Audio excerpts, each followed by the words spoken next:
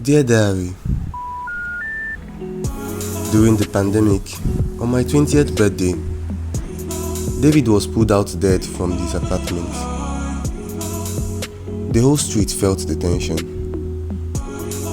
He was found with a swollen tummy and a whitish foamy substance in his mouth. His death was still a mystery to the whole street.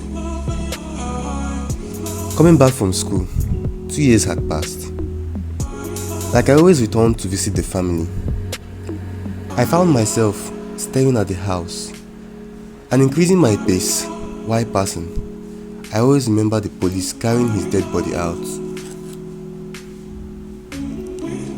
Sometimes, I stop and stare at his house. The brown door, the wooden window with broken glasses. The memory of his last days returned back to me. My name is Augustine J. Paul. I'm 22 years old and a student of Alex Ekweme Federal University in Dufu Alike, Ikwo.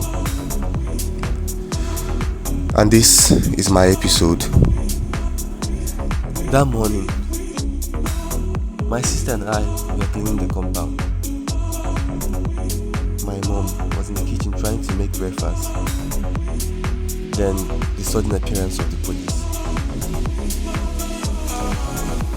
On that day, he was out drinking and smoking with friends.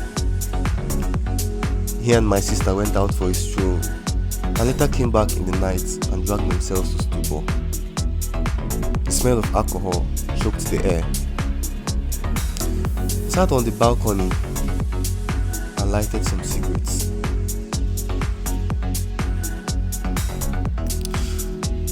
My sister noticed the sadness on his face and asked what the problem was. And he said he had a failed business transaction.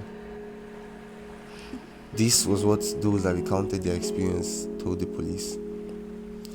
And then the police wanted to know the kind of transaction, but unfortunately, he did not disclose that before he died. Later that night, David ran back into our compound, breathing heavily with a bottle of beer in his hand. He was practically drunk. He ran straight into the compound, screaming my sister's name. My dad came out to answer, and when David noticed the anger in my dad's eyes, he calmed down to talk to my dad. I stood by the door, peeping and trying to hear their discussion, but I couldn't hear anything. David left our house, so angry that I wondered what my dad had told him. David came back to the house, looking all ripped and beaten.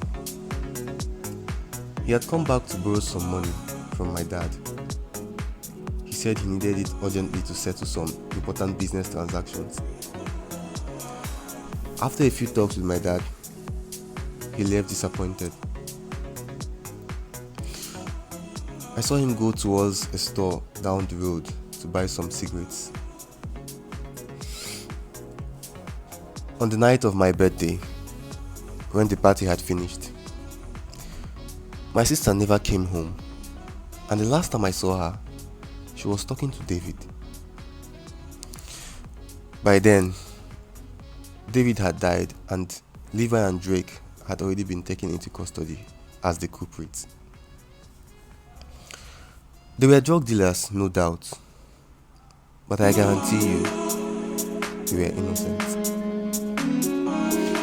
People never knew the real killers of David because everyone connected kept mute.